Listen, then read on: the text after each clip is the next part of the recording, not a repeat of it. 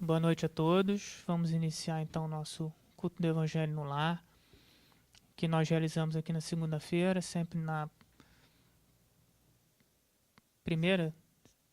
segunda-feira do mês, e nós veiculamos esse culto no lar na internet, no Jeide TV, que é o canal do Jeide no YouTube, tá? Então, como todo mês, toda segunda-feira do mês, temos um expositor convidado, além de mim e do Eli. Hoje temos aqui nossa irmã Maria Alice, expositora do Jeide, tá? Médium, e que vai conduzir para nós todo o estudo, todo o culto no lar nessa noite. Uma boa noite, dos dois lados da vida, os nossos irmãos. Nós vamos, então, iniciar o nosso culto do Evangelho e, como de costume, né, faremos a leitura de uma mensagem, né, aquela mensagem que vai nos acolher, que vai nos colocar na sintonia desse trabalho tão importante. Eu vou pedir para a minha irmã abrir, por favor, aqui para nós. Você gostaria de ler para a gente? Por favor. Política divina.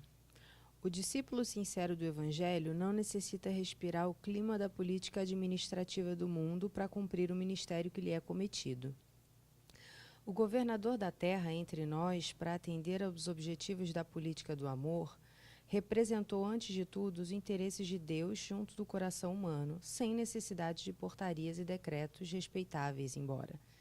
Administrou servindo, elevou os demais, humilhando a si mesmo.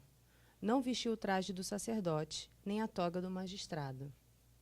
Amou profundamente os semelhantes e, nessa tarefa sublime, testemunhou a sua grande celestial.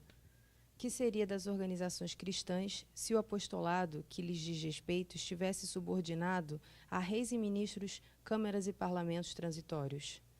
Se desejas penetrar efetivamente o templo da verdade e da fé viva, da paz e do amor com Jesus, não ouvides as plataformas do Evangelho Redentor.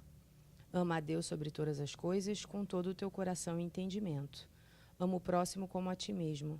Cessa o egoísmo da animalidade primitiva. Faze o bem aos que te fazem mal. Abençoa os que te perseguem e caluniam. Ora pela paz dos que te ferem. Bendize os que te contrariam o coração inclinado ao passado inferior. Reparte as alegrias do teu espírito e os dons da tua vida com os menos afortunados e mais pobres do caminho. Dissipa as trevas fazendo brilhar a tua luz. Releva o amor que acalma as tempestades do ódio. Mantém viva a chama da esperança onde sobra o frio do desalento. Levanta os caídos. Se a muleta benfeitora dos que se arrastam sob aleijões morais. Combate a ignorância acendendo lâmpadas de auxílio fraterno, sem golpes de crítica e sem gritos de condenação. Ama, compreende e perdoa sempre. Deimpedirás acaso de decretos humanos para meter mãos à obra? Lembra-te, meu amigo, de que os administradores do mundo são, na maioria das vezes, veneráveis prepostos da sabedoria imortal, amparando os potenciais econômicos passageiros e perecíveis do mundo. Todavia, não te esqueças das recomendações traçadas no Código da Vida Eterna, na execução das quais devemos edificar o reino divino dentro de nós mesmos.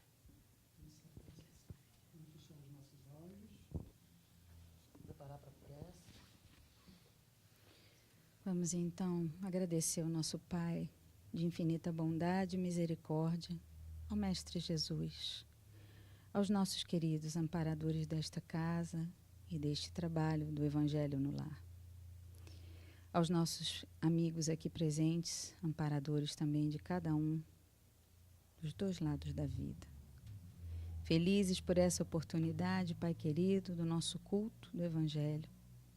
Momento onde vamos fazer as nossas reflexões, onde vamos ser orientados sobre os melhores ensinamentos, os mais adequados para esse dia, para esta hora, que vão calar no nosso pensamento, na nossa alma, e que nós vamos levar para a eternidade. Certos de que também teremos aqui as presenças daqueles irmãos que necessitam ouvir essas palavras, os comentários, as mensagens orientadoras e alentadoras. Por isso tudo, Pai querido, nós agradecemos pela presença dos nossos amigos de amor e luz e pedimos a vossa permissão para iniciar o nosso culto do Evangelho, dando todos juntos graças a Deus. Vamos então, vou pedir para a nossa irmã abrir o Evangelho para nós. Vou fazer a leiturinha. Bem, estamos aqui no capítulo 4 e o nosso capítulo é: ninguém poderá ver o reino de Deus se não nascer de novo. O item, então, é a necessidade da encarnação. A pergunta: é um castigo a encarnação e somente os espíritos culpados estão sujeitos a sofrê-la? A passagem dos espíritos pela vida corporal é necessária para que eles possam cumprir, por meio de uma ação material, os desígnios cuja execução Deus lhes confia. É-lhes necessária a bem deles, visto que a atividade que são obrigados a exercer lhe auxilia o desenvolvimento da inteligência. Sendo soberanamente justo, Deus tem de distribuir tudo igualmente por todos os seus filhos. Assim é que estabeleceu para todos o mesmo ponto de partida, a mesma aptidão, as mesmas obrigações a cumprir e a mesma liberdade de proceder. Qualquer privilégio seria uma preferência, uma injustiça. Mas a encarnação para todos os espíritos é apenas um estado transitório. É uma tarefa que Deus lhes impõe quando iniciam a vida, como a primeira experiência do uso que farão do livre-arbítrio. Os que desempenham com zelo essa tarefa transpõem rapidamente e menos penosamente os primeiros graus da iniciação e mais cedo gozam do fruto dos seus labores. Os que, ao contrário, usam mal a liberdade que Deus lhes concede, retardam a sua marcha, e tal seja a obstinação que demonstrem, podem prolongar indefinidamente a necessidade da reencarnação. E é quando se torna um castigo. São Luís, Paris, 1859. Então, está aqui a nossa temática de hoje, né? Falando no capítulo 4 do Evangelho segundo o Espiritismo, ninguém poderá ver o reino de Deus se não nascer de novo. E falando sobre a necessidade da encarnação. Antes de comentar essa passagem, eu gostaria de chamar a leitura que nós fizemos anteriormente do Vinha de Luz, que, como a gente sabe que nada é por acaso e nada aqui foi combinado, a nossa irmã leu para nós a política divina, né? Dizendo que a passagem de Lucas, né? Lucas, a passagem que traz de Jesus, eu, porém, entre vós, sou como aquele que serve. Então, o que conversa, né? O que costura uma passagem com a outra ou uma leitura com a outra? Vem falar da necessidade da reforma íntima, né? Porque não adiantam as políticas estabelecidas no mundo material, os títulos, né?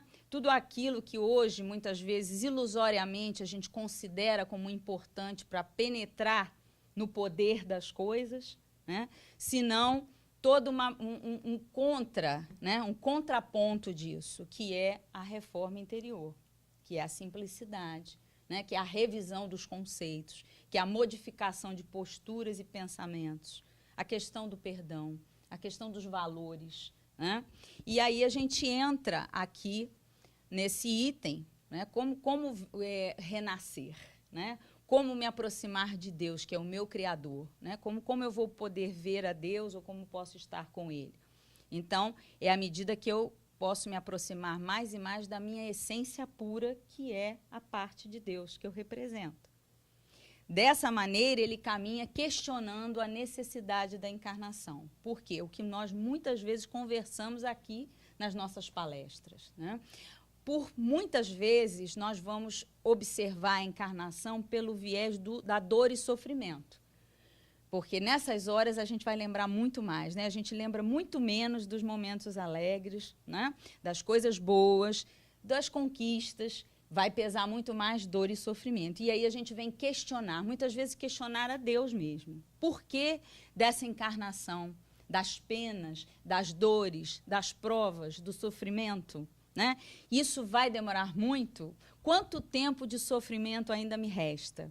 E a doutrina dos espíritos vem nos mostrar, como está dito aqui no Evangelho, que esta é exatamente um presente que Deus nos oferece.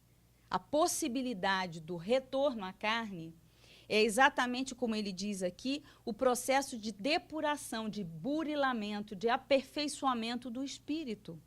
E ele precisa do veículo que é o corpo de carne. E ele precisa experimentar nos grupos, na coletividade, na família, onde quer que ele frequente, as situações boas e ruins, os encontros e desencontros, os afetos e desafetos. E ele terá o poder, entre aspas, por meio de outro presente que ele recebe, que é livre-arbítrio, para que ele regule esse tempo de maior ou menor sofrimento. Eu não vou me estender muito nisso, eu vou dar esse primeiro, né? Essa primeira fala, lembrando que, ao tomar conhecimento dessa possibilidade que é o livre-arbítrio, muitas vezes a gente se assusta e, às vezes, até se aborrece com Deus, né? Por que ele me deu essa responsabilidade de decisão? Mas aí está a questão da independência, da individualidade. E ele nos fala que não há por que ter revolta, ele oferece a oportunidade igual a todos.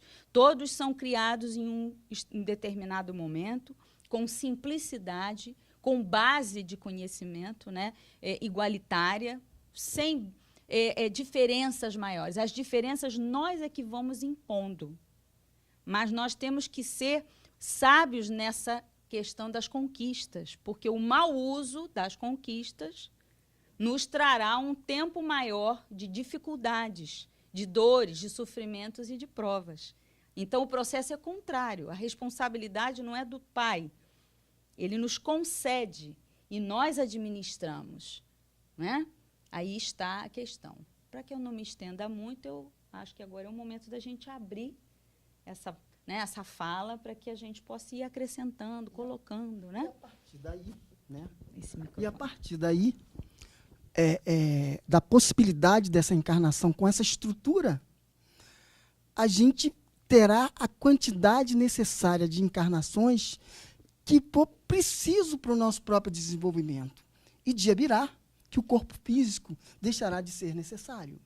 Mas um aspecto que é importante que seja colocado é que a política crística de desenvolvimento de cada um de nós, como processo de ensinamento naquele texto Política Divina, ele enfatiza a simplicidade de Jesus na questão do ensinamento. Ele enfatiza Jesus como administrador, como condutor de políticas de crescimento e desenvolvimento, mas especialmente com o seu próprio exemplo, mas especialmente por si só. Jesus é o médio do Cristo, instruído e trazido um espírito angélico de muita qualidade, e recebe as instruções do Cristo e nos faz esse ensinamento. E olha só a lógica da doutrina espírita, que eu gosto muito sempre de, quando estou falar dessa lógica. A gente é criado por Deus em sua infinita misericórdia e bondade, passamos por todos os reinos da natureza até chegarmos à criação propriamente dita, e isso é um processo de criação. Passamos pelo reino mineral, depois pelo reino vegetal, somos energias, e essas energias são necessárias no processo de crescimento de cada um de nós. Chegamos ao reino animal, e ali recebemos as energias necessárias do animal. E então chegamos ao reino nominal, e no reino nominal recebemos a nossa carta de alforria. E aqui na carta de alforria, o livre-arbítrio, ele é fundamental. A nossa individualidade é fundamental nesse processo. E aí sim que a gente é efetivamente gestores, administradores da nossa própria vida. E a partir daí, os processos reencarnatórios se sucedem dentro da necessidade de cada um de nós. E não tenhamos dúvida, até para passar a palavra, que esse processo de reencarnação, bem aproveitado, dentro desses parâmetros que a Maria Alice falou, com muita qualidade e simplicidade, ele vai ser fundamental não só para nós, mas como para o nosso vizinho, mas como para o planeta, mas como para as plantas, mas como para os reinos da natureza. Porque recebemos do reino da natureza as energias que são necessárias para todos nós. E aí, esse conjunto energético é que é efetivamente a evolução do planeta. Nós somos partícipes com os nossos atos, com os fatos, com o nosso crescimento. E a evolução segue.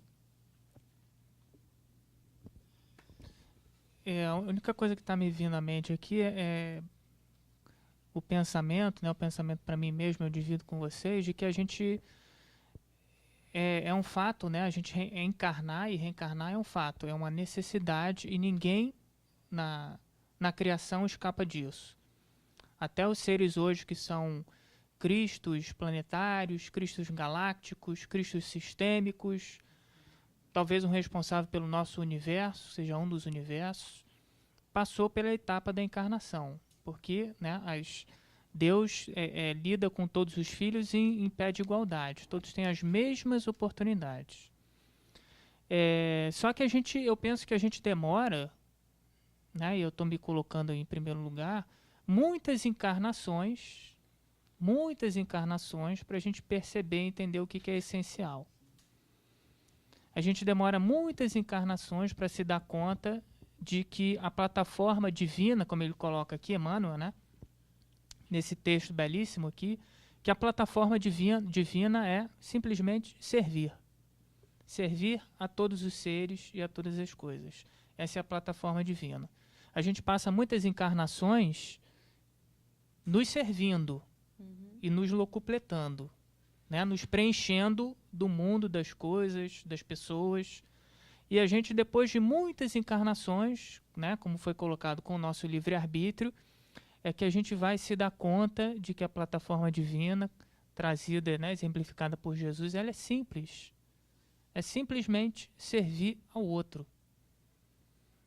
Então, esse tempo, né, que a gente custa para estabelecer e para viver isso, é um tempo que é penoso, que é sofrido, que a gente sofre muito, porque a gente erra, acerta, corrige, erra de novo, corrige. A gente passa encarnações e encarnações assim, não porque tenha que ser assim, porque a gente quer que seja assim, né? A gente estabelece assim para a gente mesmo.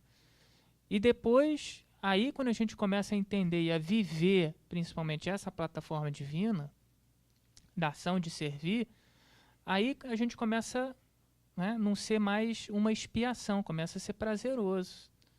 A gente começa a se sentir bem, a gente começa a se sentir nesse contexto, né, de que a gente foi colocado aqui para servir, né, a Deus e as pessoas. Então, mais ou menos isso, quem quiser falar.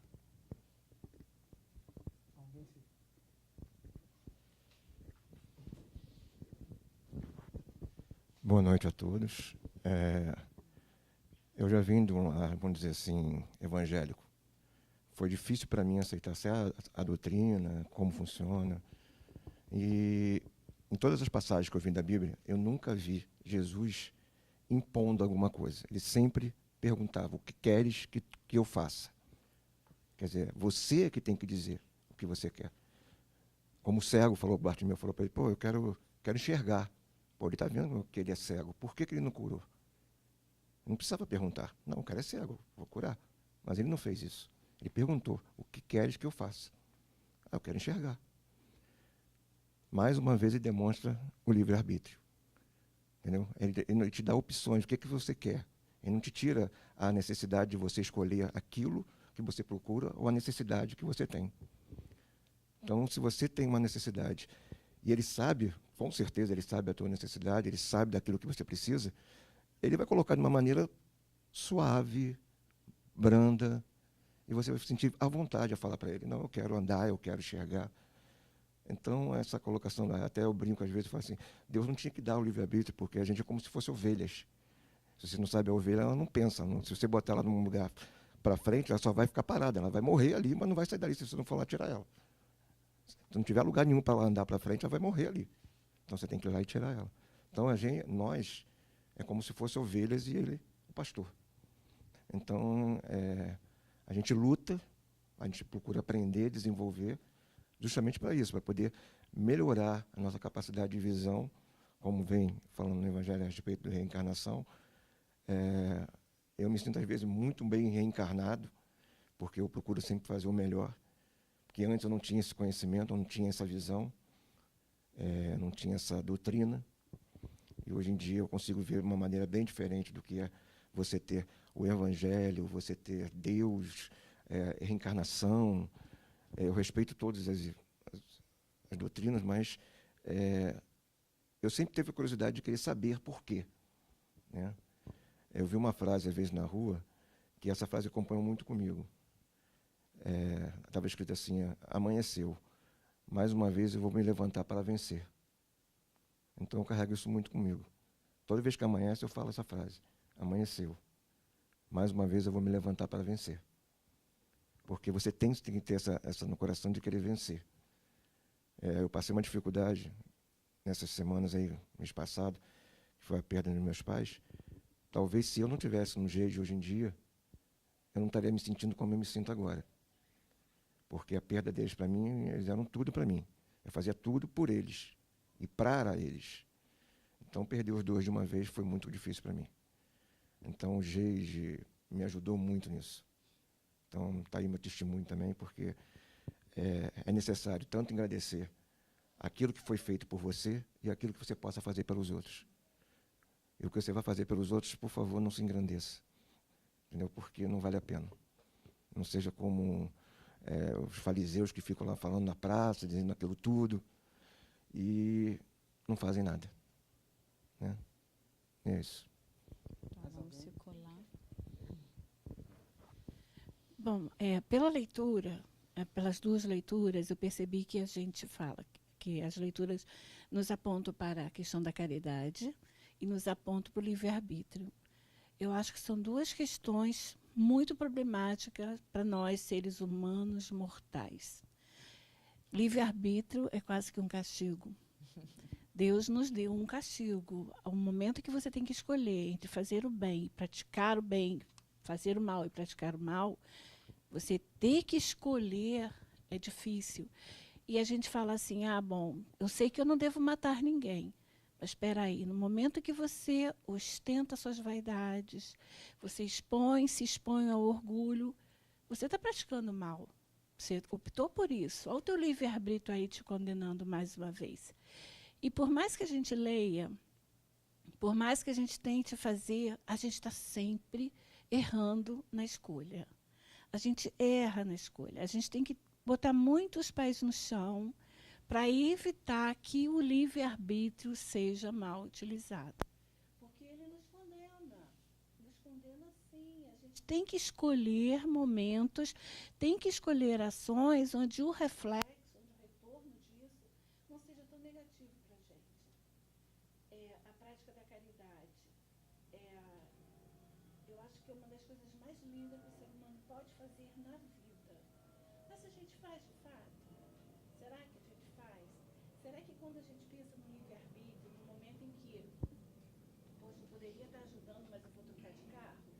Será que eu fiz a escolha certa? Será que nesse momento eu não estou usando o lado humano, aquele nosso lado mais fraco, o nosso lado menos útil, esse lado que precisa mesmo do espiritismo, dessa ajuda, ou de qualquer outra religião que nos conduza para um bom caminho? Então, essas duas palavras, essas duas ações, a prática da caridade e o livre-arbítrio, para mim é como uma cobrança que a gente tem que levar muito a sério, a gente tem que refletir muito em todas as ações, como fazer, como praticar, como chegar, como alcançar, de fato. Porque falar é muito fácil, né? Fazer é que é o problema. Evitar o orgulho, evitar a vaidade, ou evitar a ostentação. Quantas pessoas a gente vê ostentando os títulos, bens financeiros? Isso é bonito. cuidar do seu espírito, eu não acho isso legal. Mas é muito difícil chegar, chegar lá. Deixa eu só fazer. Depois você aí. Eu? Bom, eu passo. Tá. Então, como é mesmo seu nome? Helena. Vou pedir aí a todos, né, para me ajudarem, os expositores também aqui, mas vamos fazer assim uma análise, né, as importantes contribuições de todos. Existe uma coisa que a gente vem exercitando também ao longo do tempo, que é o olhar que você dá para cada coisa, né? Então, tudo depende da maneira como você vê. E aí você coloca questões aí que são realmente cruciais, né?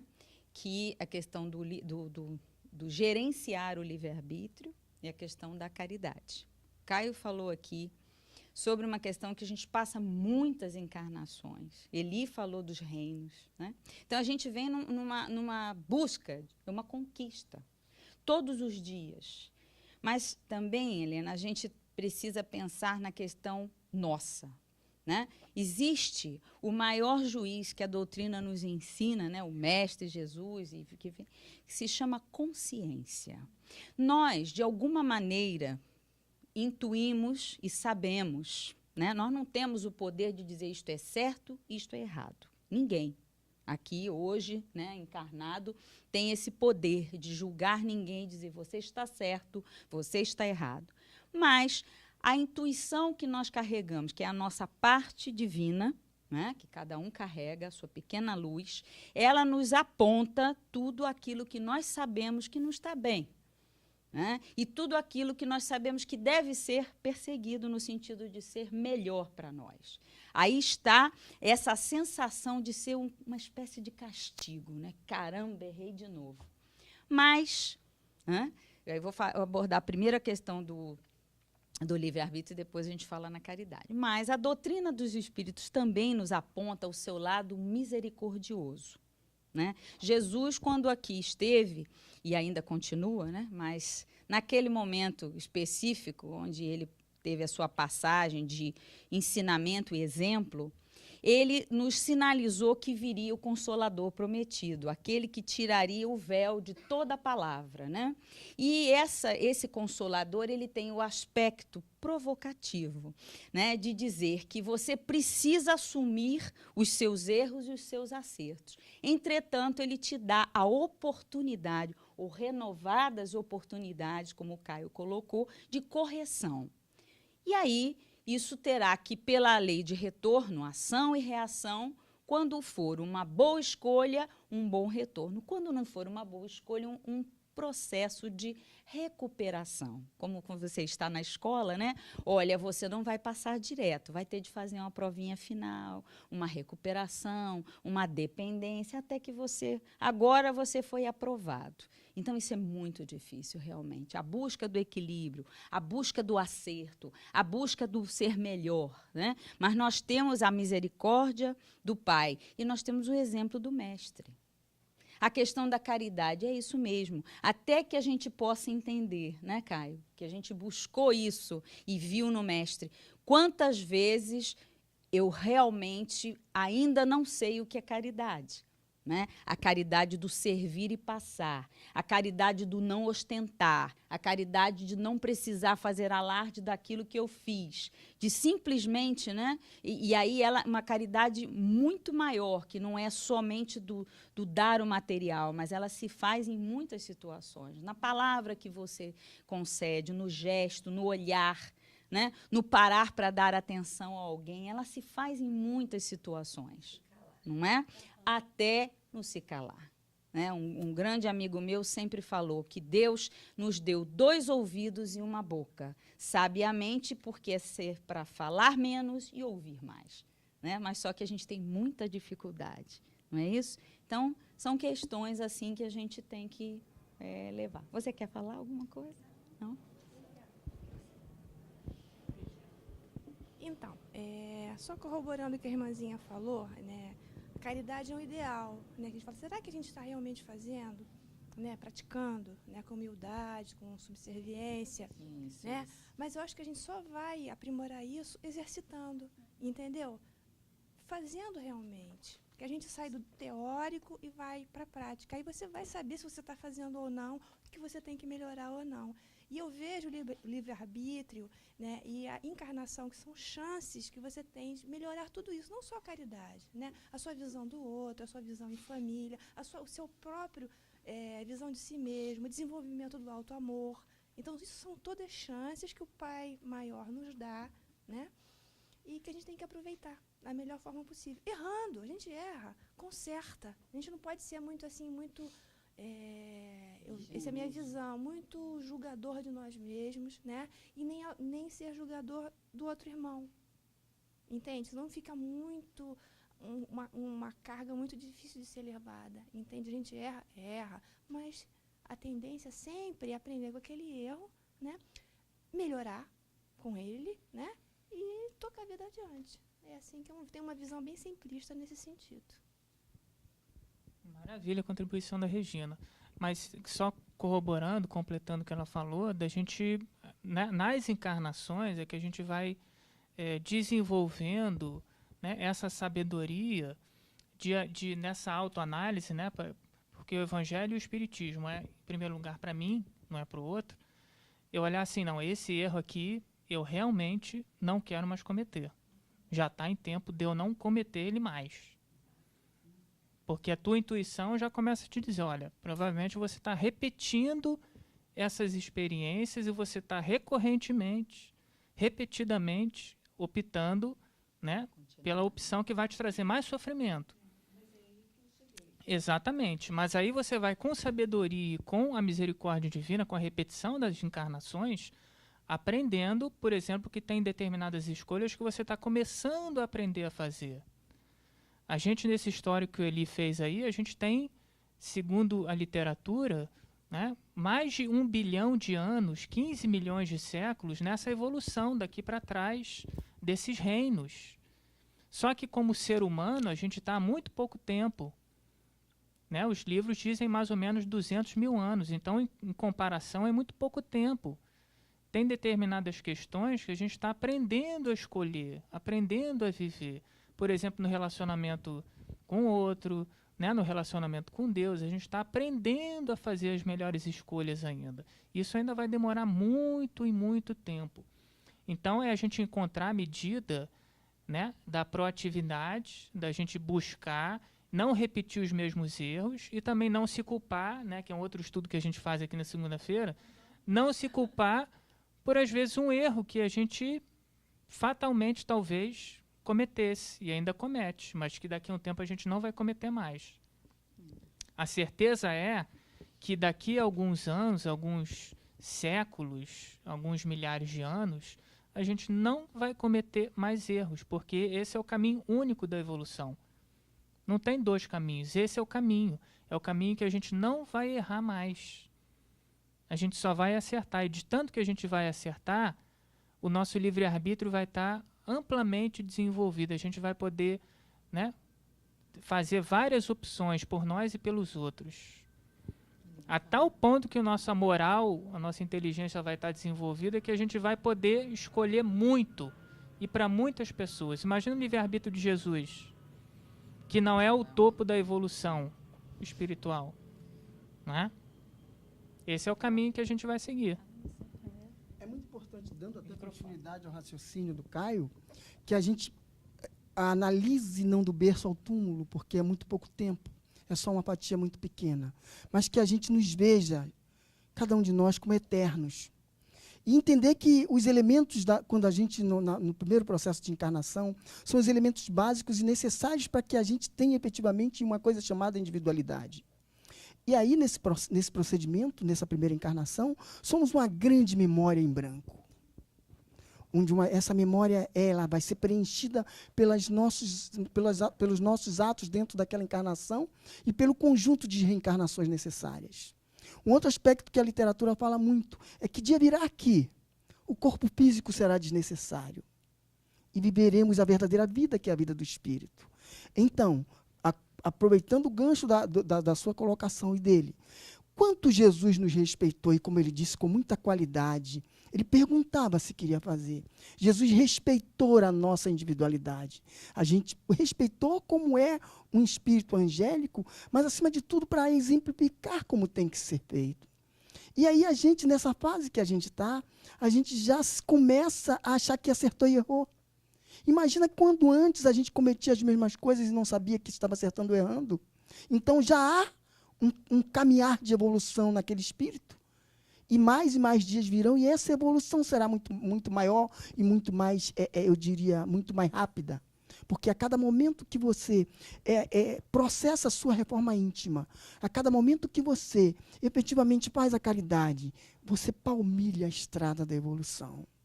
E palmilhando a estrada da evolução, lá na frente, um pouco mais, os erros serão muito menores. E as culpas serão muito menores. E a gente estará efetivamente vivendo os reinos dos céus, os reinos de Deus, que é um estado de espírito. Esse sentimento também já é parte do processo de evoluir. Muitas vezes, né, é importante também fazer esse exercício do olhar para você. Né? A gente fala muito essa questão do perdão pensando no próximo. Aí eu estou fazendo agora uma série aqui de ilações na minha mente. Joana de Ângeles fala muito sobre a questão do auto-perdão. Né? Se você se coloca nesse nível de exigência, de cobrança com você mesmo, né, é um sofrimento enorme. Você pode até adoecer, né, por culpa, por exagero, e até, vamos mexer nisso, uma espécie de orgulho, né? Uma espécie de vaidade. Por quê? Você não erra? Né? Você não pode também falhar?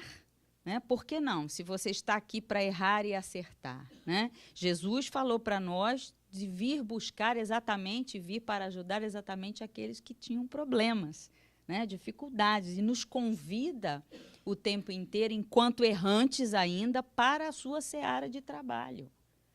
Ele não está escolhendo, ele nunca escolheu. Nós escolhemos as pessoas, né?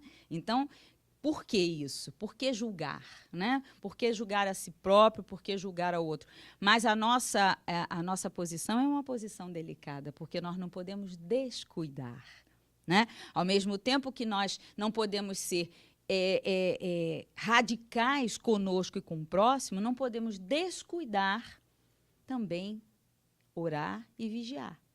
Como eu estou indo? Né? O que já aconteceu de melhor hoje? A cada dia, a cada momento. Vamos trazer aqui para o nosso universo Geide. Quando nós ingressamos aqui na casa, né? E quando nós já estamos aqui há algum tempo, fosse o Geide, fosse outro lugar, esse aqui é a nossa referência. Como eu já estou hoje? Coisas que, como o Caio disse, muitas vezes eu fazia e hoje eu já não faço. Ou eu já tenho aquele sinalzinho amarelo piscando. Cuidado, por aí não é bom. Você vai, mas já sabe que vai, né, vai ter problemas. Isso é importante. Nossa! Ou, às vezes, quando você não faz, quando coisas que você, por impaciência, por intolerância, né, por agressividade, você, no impulso, fazia, e hoje você já conta antes de fazer. Opa, isso é um sinal importante.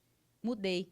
Estou mudando. Né? São mudanças nessa política divina. Né? A gente está começando a introduzir a verdadeira política, né? Que não é a política dos homens, né? Mas é a política divina. O que realmente é importante, o que eu vou carregar comigo enquanto construção para o meu espírito eterno.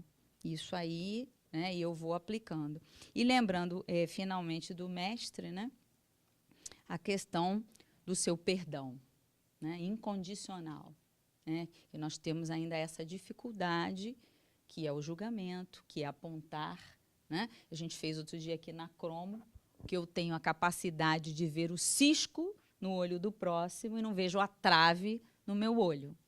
Isso também, no que foi conversado hoje aqui, na questão do aproveitar melhor a minha encarnação, é tentar também me observar melhor e perder menos tempo observando o outro. Né? Ou então reverter isso. Vamos observar o bom exemplo do outro? né? Ou vamos, no momento em que não é um bom exemplo, né, eu vou me colocar no lugar do outro. Isso é um exercício muito importante. Como eu procederia no lugar daquele meu próximo, né? Se eu passasse por aquela situação, será que eu não faria a mesma coisa? Será que eu não faria pior do que ele? O que terá levado o meu irmão a cometer aquela situação? Então, Jesus nos pede, né, também essa reflexão. Nenhum de nós tem condições de julgar dessa forma. Então, eu acho que esse estudo hoje nos coloca para refletir, né, da importância da encarnação, da importância do rever essa questão do livre-arbítrio e do exercício da caridade. Foi muito bem colocado, né? Se eu buscar praticar, com certeza a encarnação me será muito mais leve, né? À medida que eu estou buscando ajudar alguém, eu estou olhando e vendo a dificuldade do outro como sendo muito maior do que a minha, eu vou sofrer muito menos. Deixa eu colocar só uma coisinha. Vamos lá. Tudo isso independente de eu querer ou não trocar meu carro, porque eu também tenho o direito de querer um carro bacana para mim. Eu trabalho, por exemplo, entendeu? Porque a gente se cobra mesmo isso. Poxa, eu tenho gente passando fome enquanto eu estou aqui pensando em trocar meu carro. Meu carro ainda aguenta uns 10 anos, uns 5 anos, não sei. Então, mas não é por aí. Eu acho que a gente também tem, sim, que cuidar da gente, cuidar da família, cuidar da segurança da família. Um bom carro significa não ficar na estrada com seus filhos, entendeu? Um bom carro significa levar seu filho com segurança para o colégio, entendeu? Não se culpar. Eu só tinha que provocar para dar início. Tinha que ter uma provocação. Eu queria só trazer um detalhe aqui, que tem uma questão que eu acho que a gente precisa refletir também, e eu reflito sobre isso, que tem um determinado nível de ação que foge do nosso controle. A gente está falando aqui dos nossos micro-universos, mas tem questões, por exemplo, que fogem do nosso alcance, do nosso livre-arbítrio. Né? Por exemplo, encarnar ou não encarnar? Vou encarnar ou não vou encarnar? Isso não está na alçada, no nível do meu livre-arbítrio. A encarnação para todos nós aqui foi obrigatória, compulsória. Ah, não, agora eu quero reencarnar, vou trabalhar com missão, com mediunidade lá no jeito. Não. É encarnação obrigatória. Então, quando a gente entende esse nível de ação, que tem um determinado nível de ação que escapa da gente, que aí a gente precisa abdicar do controle e entregar para Deus, as coisas ficam um pouco mais simples. A gente achar, por exemplo, que Jesus ou Deus permite tudo, nosso livre-arbítrio, a gente pode tudo. Nem tudo. A tal nível de planejamento foi, né, que aconteceu uma intervenção divina no planeta. Algumas, né, a principal delas foi a vinda de Jesus. Foi uma intervenção divina. Imagina se fosse, agora é tudo por conta do livre-arbítrio de vocês. Vão evoluir. A gente não faz assim com os nossos filhos, né? A gente dá livre-arbítrio e vai ali observando, monitorando. Às vezes não dá, ou às vezes dá demais, né? A gente vai nesse... A que ponto que chegou? Jesus esteve aqui há mais de 2000 anos e sabia que precisaria mandar o Consolador prometido. E falou, eu vou mandar. E estava falando do espiritismo, não é questão de propaganda nem nada. Porque ele sabia que a gente, pelo nosso livre-arbítrio, a gente ia buscar os atalhos. Que a gente não ia entender tudo que ele falou, que ele viveu. Então não é assim, livre-arbítrio agora, eu faço o que eu quiser eternamente. Não, tem muitas intercessões, muitas ações, muitos missionários que vêm para cá. Até às vezes no nosso micromundo, né? Guias espirituais, intercessões, atividades diretas com a gente, né? Para que a gente possa chegar no jeito, para que a gente possa encontrar tal pessoa. Porque não é assim. A gente não tem, a gente está começando a caminhar, começando a desenvolver o nosso livre-arbítrio. Se fosse tudo por nossa conta, a gente ia ficar parado. Ah, tem que decidir? Então tá, vou decidir não. Aí ia ficar parado, sentado. Então Deus vai lá, né, o planejamento divino, as hierarquias vão lá, agem, nos impulsionam, colocam uma dorzinha aqui, outra ali, algumas experiências, para que a gente possa se movimentar e aí se movimentar o nosso livre-arbítrio, né, aprender a fazer as escolhas. Claro. Essa questão de caridade, o livre-arbítrio, vamos colocar dessa forma, como eu enxergo hoje, nós temos uma mania de dizer assim, vou entregar na mão de Deus. Eu até tenho essa brincadeira, falo assim, meu Deus, coitado de Deus, a gente bota tudo na mão dele. Mas nós temos que fazer a nossa parte. Ele faz a dele, a intervenção dele existe. Eu não tenho dúvida nenhuma disso. Mas nós temos que fazer a nossa parte. Caridade. Ninguém precisa saber que eu fiz a caridade. A minha conta eu tenho que prestar com ele. Ele está vendo tudo que eu estou fazendo. Não precisa, hoje eu fui lá, fiz isso de bom. Tá bom, estou fazendo uma propaganda. Então, para mim, não foi caridade. Agora, você escolher o certo ou o errado é difícil. Porque, às vezes, eu mesmo, vocês sabem disso, naquela palestra, eu tentei acertar e eu errei. Mas eu errei por quê? Porque eu tentei acertar. E hoje eu estou tentando resolver e estou conseguindo aos pouquinhos. Já foi até comentado entre as minhas filhas sobre isso. Falei, nossa, que bom, está dando certo. Então, eu botei em prática algo que me incomodava. Então, a caridade, o livre-arbítrio, realmente tem que se ver com muito cuidado as suas escolhas. Eu passei por muitas coisas ruins, passei, mas quem escolheu? Fui eu. Eu fui roubada dentro da minha empresa. Te roubaram. Mas quem escolheu o funcionário fui eu. Eu que confiei demais. Foi uma escolha minha. Ele hoje é o culpado, ele foi o total. Errou? Errou. Falta a gratidão. Mas eu não posso pensar dessa forma. A culpada foi eu, porque eu não deveria confiar totalmente. Orar e vigiar. Em todos os sentidos. É que nem os nossos filhos. Nós mostramos o caminho, tá assim. Mas a gente está sempre dando uma olhadinha para ver se está dando tudo certo. Deixa eu dar uma incerta para ver se onde que ele está, onde é que ela está, o que é que ela está fazendo. Você não se sente totalmente segura em relação a isso. Então, Deus, ele está aqui o tempo todo. Mas eu não entrego na mão de Deus, porque eu sei que a minha vida já está na mão dele. Eu só vou escolher procurar fazer a minha parte. Que hoje eu entendo muito mais, depois que eu vim para o Geide, que eu voltei para o Geide pela dor e não pelo amor. Eu tinha respeito, sempre tive respeito pela casa, mas eu voltei pela dor, quando a minha mãe desencarnou. Eu precisava de um apoio. E hoje eu não abro mão. Estou trazendo meus netos, estou sempre querendo saber tudo. Por quê? Foi uma escolha minha. Estou certa ou estou errada? Provavelmente eu devo ser criticada por outras religiões, por outras pessoas. Acredito. Mas eu não estou preocupada com isso, porque a escolha que eu fiz está me fazendo muito bem. Estou feliz, estou alegre, estou contente, estou com o coração leve. Então, eu não abro mão. Isso é muito bom. Escolha, né? Nós já estamos nos aproximando aqui do nosso final. Também tocar nessa questão das escolhas é muito interessante. Escolhas. E aí, trazendo para a vida, né, para o dia a dia, escolha é muito difícil. Escolher é muito difícil, né? Quantas vezes, em certas situações, como Caio disse, né, as escolhas de Jesus, imagine, né?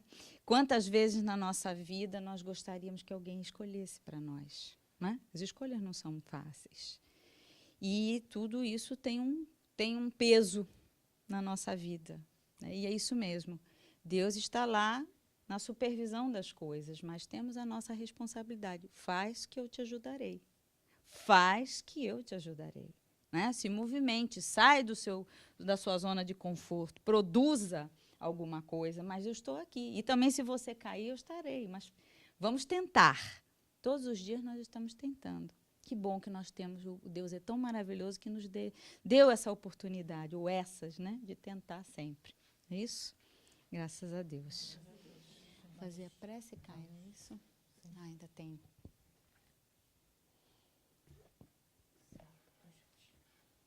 Fazer a prece. Nós vamos, então, ao término desse estudo, agradecidos ao nosso Pai, agradecido ao nosso irmão Jesus, orientador, né, de todos os nossos momentos e grande exemplo durante todo esse nosso estudo. Agradecer aos nossos amigos, amparadores deste trabalho. Agradecer as contribuições, né, que o mundo espiritual nos presenteia sempre. Agradecer as contribuições dos irmãos aqui presentes nesse estudo hoje, as suas vivências, as situações, os seus testemunhos, tudo aquilo que se fez e se completou para que nós pudéssemos concluir esse estudo. Agradecer ao nosso Pai por essa oportunidade misericordiosa, onde os nossos corações são confortados e alentados com perspectivas de todos os dias estarmos um pouco melhores. E melhores para sermos melhores para os outros. Nos sentimos bem, buscamos melhorar para levar também algo de bom em nossa caminhada. E assim, por tudo isso, felizes, agradecidos e na expectativa de retornar hoje muito melhor do que aqui chegamos, nós pedimos então a permissão para encerrar o nosso culto do Evangelho de hoje, dando graças a Deus. Graças a Deus.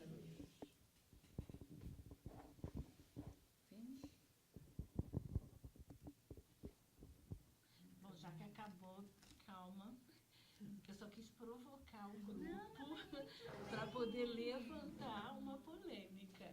Foi ótimo. Eu não estou no jeito à toa. Preciso do jeito. Eu vim em busca do que todos